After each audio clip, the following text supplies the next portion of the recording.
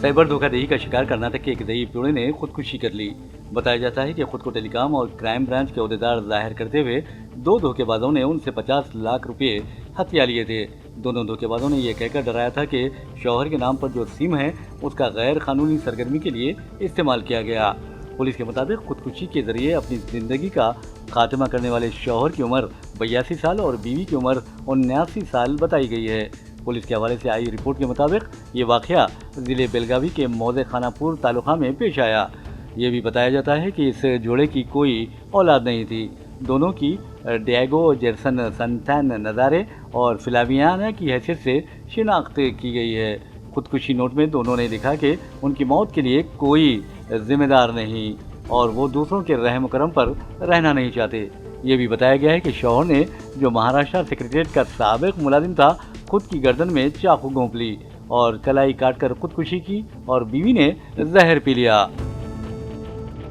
छत्तीसगढ़ के सुकमा इलाके में पेश आए एनकाउंटर में 14 नक्सलाइट्स अपनी जिंदगियों से महरूम हो गए, जबकि सिक्योरिटी फोर्सेस के 2 जवान भी हलाक हुए।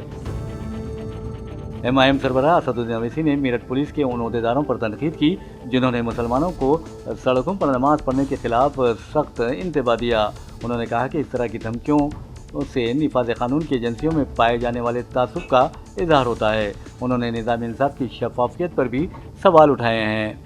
वाज़ेह है कि मेरठ पुलिस ने इंतबाह जारी करते हुए मुसलमानों से कहा था कि अगर कोई मुसलमान ईद उल फितर के मौके पर मसाजिद के बाहर नमाज़ पढ़ेगा तो उसके खिलाफ कार्रवाई की जाएगी और ऐसी नमाज़ पढ़ने वालों के खिलाफ न सिर्फ कार्रवाई की जाएगी बल्कि उनके पासपोर्ट्स और ड्राइविंग लाइसेंस भी कैंसिल कर दिए जाएंगे। म्यांमार और थाईलैंड में ज़लज़ले की जद में आकर मरने वालों की तादाद 1000 से तजावुज़ कर हो गई है। सरकारी आदाद-ओ-शुमार में बताया गया है कि 2400 अफराद ज़ख्मी हैं, जिनमें बेशुमार की हालत नाजुक है। हलाकतों में इजाफे के खदशात ज़ाहिर किए जा रहे हैं। दूसरी तरफ बैंकॉक में 10 अफराद हलाक हुए हैं। राहत व बचावकारी टीमें मलबे में दबे अफराद को निकालने में मसरूफ़ हैं। मीडिया रिपोर्ट्स के मुताबिक एक अमरीकी एजेंसी ने 10,000 से ज़ायद अफराद की हलाकतों का खदशा ज़ाहिर किया है। रिपोर्ट्स में ये भी बताया गया है कि म्यांमार के दूसरे बड़े शहर मंडाले में आया ज़लज़ला का झटका इस कदर शदीद था कि उसके झटके 900 किलोमीटर दूर थाईलैंड के दारुल हुकूमत बैंकॉक में भी महसूस किए गए। ज़लज़ले के झटके हिंदुस्तानी रियासत मेघालय, मणिपुर और बांग्लादेशी दारुल हुकूमत ढाका के साथ साथ चीन में भी महसूस किए गए। बैंकॉक में एक गैर तामीर इमारत मुनहदम होने से 10 अफराद हलाक और 100 से ज़ायद मजदूर लापता हो गए। म्यांमार में आए ज़लज़ले की शिद्दत 7.7 दर्ज की गई। गजा पर इसराइल की बमबारी का सिलसिला जारी है। उसकी शदीद बमबारी में पिछले 24 घंटों के दौरान 50 फ़लस्तीनियों ने जामे शहादत नोश किया है। मीडिया रिपोर्ट्स में बताया गया है कि खान यूनिस के शोहदा में ज़्यादातर बच्चे और ख़वातीन शामिल हैं। वाज़ेह है कि गजा में 7 अक्टूबर 2023 से जारी इसराइली दरिंदगी में ताहाल 50,000 से ज़ायद फ़लस्तीनी शहीद और 1,50,000 के करीब ज़ख्मी हुए हैं और गजा कब्रिस्तान में तब्दील हो गया। मुख्तलिफ मुल्कों को संगीन नताइज की धमकी देने के लिए बदनाम अमरीकी सदर डोनाल्ड ट्रंप ने ईरान को फिर से धमकी दी है। उन्होंने कहा कि अगर ईरान ने जौहरी माहिदा नहीं किया तो उसे संगीन नताइज भुगतना होंगे।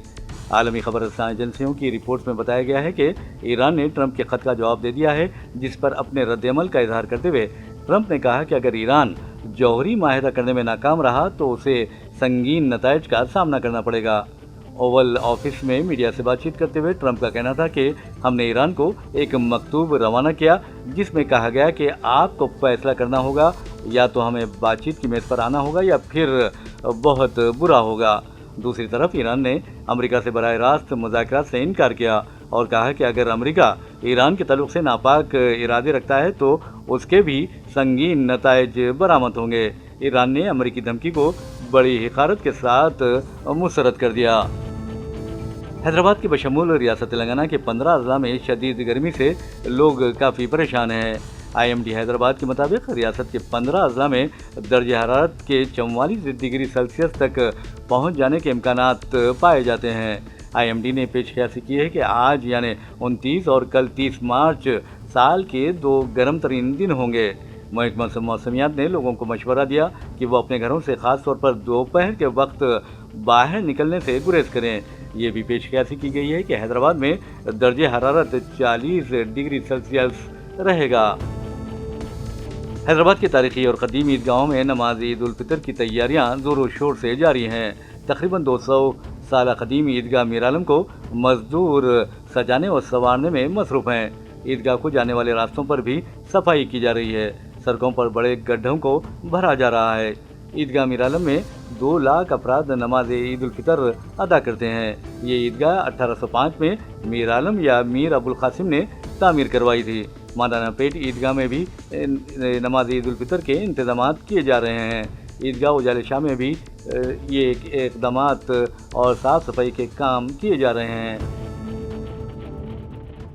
تلنگانہ کے ضلع کمار بھیم آصف آباد میں ایک کسان نے اپنی 2 محبوباؤں کے ساتھ ایک وقت میں شادی کر لی۔ اس شادی کا ویڈیو وائرل ہو گیا۔